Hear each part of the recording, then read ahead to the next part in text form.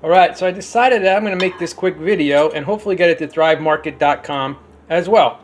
So, see it boiling, it's bubbling, it's vegan cheese. Whisk, whisk, whisk, whisk. It's actually done. I just wanted to show you that part.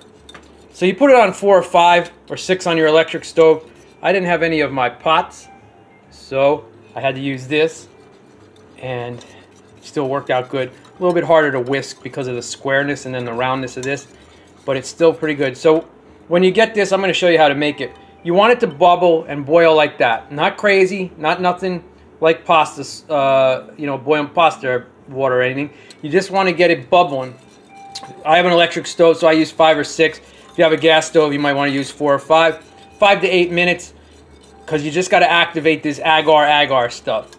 So now, I'm just going to shut it off. I'm going to move it over there and let it cool, so I need 2 hands, and then I'm going to show you about this stuff.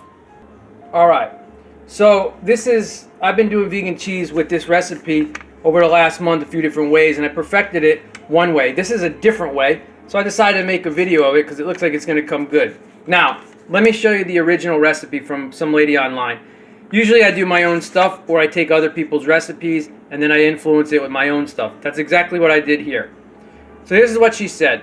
1 can coconut milk or cream, full fat, ½ cup warm water, 2 tablespoons agar, 2 tablespoons nutritional yeast, salt to taste, and lemon juice. So in my original recipe, there's the stuff that I use. I use different varieties. This isn't my favorite one. There's another brand that I like better than this. I think it's called Essential or something like that. This is the next one that I like to use. Nature's Way is pretty decent as well. I'm a vegan, non-GMO, organic, 1 meal a day, raw as I can, and only buy what I can recycle. And we'll talk about that real quickly as well. So here's our original recipe. If you know nutritional yeast, then you know that it's not the greatest thing. And it may make a good cheese because of the coconut cream milk flavor. It's sort of like a vanilla-y flavor, so it might balance it out. I didn't like that. I used Thrive's vegan Parmesan cheese. It works excellent, excellent, excellent. So for my regular vegan recipe, this is what I would do. Ready? The 1 can of this, the ½ cup of water, the 2 tablespoons of agar. In replace of the nutritional yeast, you do 3 tablespoons of this. Don't go 4. It won't come out good. You can go 2 if you want it lighter, but I say 3 is the spot on. Alright? Nutritional yeast, that was the replacement for that, was the Thrive Market. And salt to taste, and no lemon juice at all. Okay? You don't need that. If those people that aren't on Thrive and don't know it, here it is. Gluten-free, yada, yada, yada, all that kind of stuff there. I still don't know what that U thing is. And there's what it's made out of. Alright? So, this recipe is a little different. I'm going to pause you for a moment because I want to stir that still. Alright, so, real quickly here again. You're looking at olive oil because I used olive oil in there. So when I show you my recipe again, here I'll do it. 3 tablespoons, 2 tablespoons, full can of this, or coconut cream, and ½ a cup of water, hot water, warm water, and then salt to taste. Throw it in a blender. I don't have a super duper blender. I have a regular Oster blender. It works great. You blend it till it's smooth, then you throw it in a pot. You do 5 to 8 minutes to let it boil like that so the agar activates, and you got yourself some awesome cheese. Now, this is different, and it's the first time I'm doing it. That's why I'm making this video. And I figure it'd be good if Thrive people that buy this cheese, if I can get it to the Thrive website, they can see this and use a recipe. So since I didn't have any cream, like today I didn't have any of this, and I needed to make some cheese because I got leftover sauce and stuff, and I want to make some pizzas and some other things with cheese, I decided to make it. Now, I didn't have any of this, so what do? That's my recipe today. I took this can, I filled it with water, I put the water in, I did the ½ a cup of warm water, and that's all I did with this. So, since I didn't have the cream, I notched it up on this version of the recipe to 4 tablespoons, and it tasted really good, and it should come out good. Now, the reason you don't use 4 tablespoons in the original recipe is because it will come out too dense, and it will cut like cheese, but it will be more spreadable. If you go 3 tablespoons or 2 tablespoons on the original recipe, then it comes out bouncy like a mozzarella provolone type feel, and it's really, really nice. So again, 4 tablespoons for this one, 2 tablespoons. I filled my can up with water, so I knew exactly how much, and a half a cup of that. Then, for the heck of it, I drizzled some olive oil in, because I noticed olive oil with this kind of stuff helps melt it better when you want to use it on pizza. All right, so there, you got that. I talk a little fast because I want to do this fast. All right, so you get that consistency. It looks a little watery still, but don't worry, it's gonna harden up. So while that's sitting there, bring it back over here. These are silicone molds. Silicone molds, I think I bought them for ice cream, but they work perfect for the cheese. They're a little flimsy on the inside, but they're pretty sturdy here. So I get myself a cutting board. While that's cooling and I still stir it, these are about 3 inches, I think, by 2 inches by maybe an inch deep. And the recipe will have just a slight bit left over. Eat it or put it in something tiny, and I will pop it out of a Tupperware or something like that. So that being said, what you can do and what I've done in the past is basil, roasted red bell peppers in some of them. I've done fresh parsley. I've done dill. I even done dark cherries in it, and it came out really awesome. And what you would do if you put anything in it like that, fill it up about halfway or a quarter away before you put your stuff in, and then recoat it with the cheese, then some more, and then recoat it. But since I don't think I'm going to be doing that, or at least maybe I will. I don't know. Let's see. Maybe I will. All right, I'm going to make 1 or 2 with some basil, fresh basil from my indoor farming. And I think I'm going to leave the other 3 plain. I don't have any roasted red bell peppers on hand right now, so I think we'll just do it like that. So give you a quick look. Now I'm going to fill that back up and maybe even add some basil towards the top. And they're done. And that pot that I'm using is actually great. It pours perfect and with no mess. With the other regular small stainless steel pots, they always make sort of a little bit of a mess, which is not that big of a deal. This stuff hardens and cleans off so easy. But that's how you do it. And you can put whatever you want in it, and I'll tell you how to keep it at the end. All right, that's it. So I had this little leftover. I'll put a top on it, put it in the fridge. It will pop right out. You might need to take a knife and go around it, and it pops right out. These guys pop out right easy. So I'll let that sit for a moment. I'm going to put it in the fridge. I'm not going to wrap it or anything. It will be fine. And within 20 minutes or less, it'll be chilled and hard and ready to serve. All right? And that's it. Okay. So just in case I confuse you with the different recipes, this was the original from the woman. And I replaced nutritional yeast with Thrive Market vegan Parmesan cheese. And I didn't even do lemon juice. I don't think there's a need for it at all. You decide when you make it. You can make it without it and then make it with it if you want. And yeah, that's it basically. I just switched out the yeast and minus the lemon juice. But with the yeast that I put in, the cheese, I upped it another tablespoon to 3. I would not go 4. But with this recipe, I did go 4 because I didn't have the cream or the milk, the coconut milk or the coconut cream, which thickens it up and everything. So I added the 4th scoop, the extra tablespoon to bring it up to 4 to kind of take place of the missing cream. And so far it tastes and looks awesome. So it should be have no problem. So once again, it was 4 tablespoons, 2 tablespoons, a little drizzle of this, salt to taste, and the can that I use is I think a 13. This is, where is it? Almost 14 ounce can. I filled it with water and then a half a cup of warm water. And that was it. Blend it up real good and you decide on the taste with the salt and do what I told you on the stove. It's that simple. Now real quickly here, lots of love to you all, by the way, in case I run out of film here or anything because I didn't upload my other videos. We'll get it done though. We'll get it done. That's why I'm going to pause it in a minute. So this stuff is new to me. It's vegan gelatin. So gelatin is normally made out of bones, hoofs, snouts, and all kinds of weird crap. And you don't want that. You know, like I said, I'm a vegan, non-GMO, organic, raw as I can, 1 meal a day, and I grow my own food. Hopefully I'll get that into there too so you can see it. And I've been doing that for a year. The vegan stuff is like 10 years. The recycling stuff is really good. I only buy number 1s and 2s. They don't take 3, 4, 5, and 6, and 7 plastics for 2.5 years by me. They don't take any boxes other than corrugated shipping. They used to do magazines and papers and newspapers and Junk mail, they don't do that anymore. And I looked and I did a lot of research, and a lot of places are not taking them anymore, and they're going to end up in landfills and everything. So also those bags that are like this that say recycling on them, my place never took them, and I could never find a place to drop them off at a drop-off point. It's like another part of this recycling governmental scam. Something has to be done about that. Now, as far as agar goes, it was a fast thing that I wanted to make cheese with. I looked and looked and looked. I could not find it than in a foil bag. I'm still going to do my search, and if I can find one, I'll put it in the video link description. But I'm not going to buy it again because I can't recycle it. It's a shame. You know, being in like a tin can or what do you call it? A plastic number 1 or 2. Other than that, it's a great product, and it's made from red algae. So stay away from anything you cannot recycle. There should be a mandate that every company has to have a universal package, a universal container, glass, and whatever, and it all gets recycled. These bags, these so-called bags, and any company that uses them should be not allowed, or they should be fined.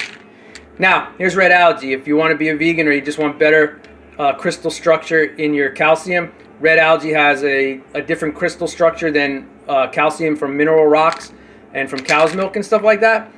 So this is red algae and then vegetables and fruits, but it's mostly 2 different red algae that you get the calcium from. All right, it's an excellent product. So it's been about 5 minutes, not even maybe, and I took this out. It's not completely cold or anything yet, but it is cuttable. So I just wanted to show you that. I'll show you the rest in another 5 minutes. And I want to see the texture, because this is new, this recipe. Remember what I was missing and what I tried. So you get a wet mozzarella provolone type feel to it. You can cut it really, what do you call it? You can cut it really thin if you want to. You can see the texture. And it's excellent. Man, it's good. It's slightly different than the other version because it's that cream actually does bring a good flavor to it, but this is really good. You guys got to try this. Bravo to Thrive to at least have a number 1 recyclable container. Although a lot of your products aren't. That's why I don't buy a lot from you guys, because a lot of your products are still in bags and boxes and stuff that can't be recycled. And this stuff is excellent. Coming from Jersey on the East Coast, I used to grow up before I was a vegan, and I ate, this almost regularly on every food, Italian-American family. So once again, let's give you a nice little thin cut. Cheese and crackers on your salad, melt it with pizza. It's beautiful. See if I can show you this real quick. So, this is chocolate dessert. There is a plain one. I ate the dark cherry one. There's blueberries in this one. So when I was making this the first time, I came up with an idea. So it's the cream, a can of cream, the half a cup of hot water, warm water, and you want to use 1 tablespoon of the agar, and and then the chocolate. So I used this time. This was a gift. They gave it to me by accident, some Vitacost or something like that online. I was supposed to order this product. I got this instead, so I had to reorder the product, and they told me to keep this. I normally used to use this years ago. I don't. You can't recycle it anywhere. You can't find a drop-off point or a recycling center that's never taken these things. But I had found this a couple years ago.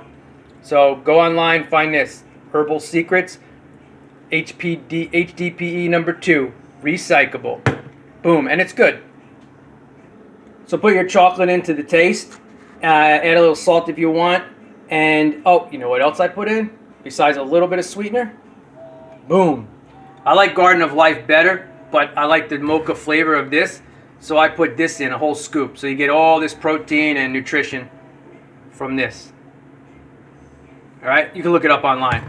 So I did a scoop of that as well. And then that only has like 1 gram of sugar, natural stuff. So I added a little bit of coconut sugar, which is also in a recycling container. And if you're not familiar with coconut sugar, it's sort of like brown sugar. And here is the chocolate dessert. So it comes out a little bit more fudgy because you use less of that agar. You see that? And what I was thinking, because I hope my camera don't go out because I got to show you the cheese. So what I was thinking about, cut them up, spread some fruit, bananas, strawberry, cherries, raspberries. Get a can of this. Just use the white part. Whip it up with a little sweetener with an electric whipper. Lay that down as your whipped cream. Maybe a vegan pound cake or something. And boom, you got a nice dessert. The blueberries are pretty good, but it didn't come out like I thought. Dark pitted cherries work real well in that. And I was waiting on a raspberry jelly seedless, but it was out of stock. That would go amazing in there. And you got a nice dessert. All right? Just to be clear again, if you make the chocolate dessert, only 1 tablespoon of that. If you do 2 tablespoons, it has that cheese consistency and it will kind of turn you off. It turned me off. So when I made it the second time that I just showed you, I cut it to 1 tablespoon. Boom. Awesome. All right. I'll take them out now. They're not cold enough if I was to eat them. But boom. Boom. Boom. This one stuck a little bit, but still came out good. So what do you want to see? This one cut.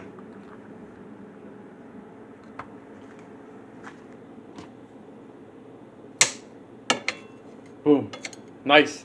Cheese. Now, roasted red bell peppers and the basil, for me, is the awesomest. It's awesome. Show you close up. This is good. This is like a lighter version without the cream and all water. Probably even healthier for you. You know, it's probably healthier for you, all water than no cream. So do it up either way. All right? It's simple and awesome. Roasted red bell pepper and basil is a great one. The dill was great. Parsley's good. You can probably put nuts in it if you want. Keep it in a small Tupperware after you pop them out of the molds. I would say eat them within 3 to 5 days tops.